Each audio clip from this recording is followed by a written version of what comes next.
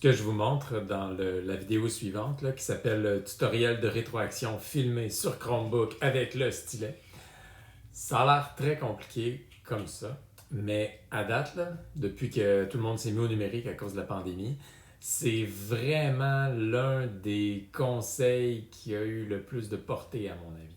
Tu sais, un genre de conseil où les gens font ouais, j'ai l'impression de mieux travailler qu'avant. Là. J'ai vraiment l'impression d'être juste meilleur. Tu sais, d'avoir une meilleure rétroaction avec mes élèves, que mes élèves comprennent plus ce que j'ai ce qu'ils ont fait comme erreur, puis qu'ils peuvent plus apprendre de leur erreur.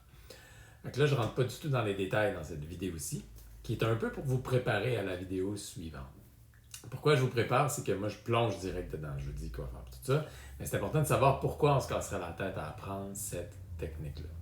Pourquoi on se casserait la tête, c'est que c'est vraiment l'équivalent de prendre du temps pour chacun de nos élèves, de faire comme si on corrigeait avec eux, comme si on avait le temps d'envie, nous autres, de s'asseoir avec chacun de nos élèves et de leur expliquer leurs erreurs, de voir pourquoi on souligne tel mot, pourquoi on dit que ça c'est bien, pourquoi on dit que ça c'est moins bien. Donc, l'élève ensuite, il se sent vraiment interpellé parce que là, il y a une vidéo, il n'y a pas juste une feuille avec du rouge dessus, mais il y a une vidéo qui explique c'est quoi ses forces, c'est quoi ses faiblesses, tout ça. Donc, c'est vraiment bien, ça entretient bien le lien qu'on a avec l'élève. C'est vraiment une belle manière d'utiliser les outils numériques.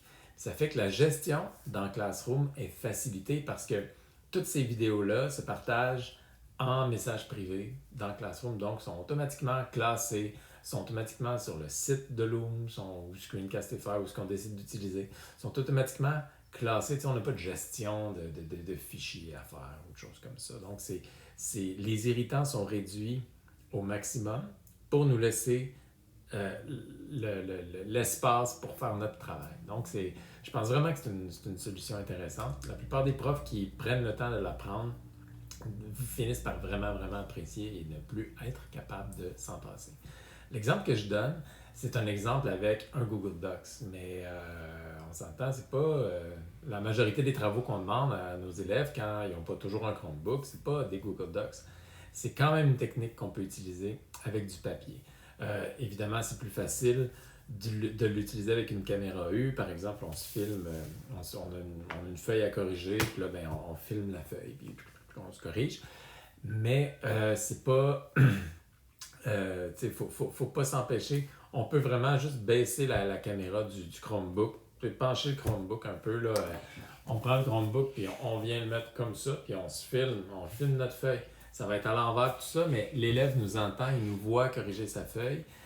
Puis là, ça, c'est vraiment moins bien que la caméra U, où tout est à l'endroit, tout est très correct, là, puis tout ça.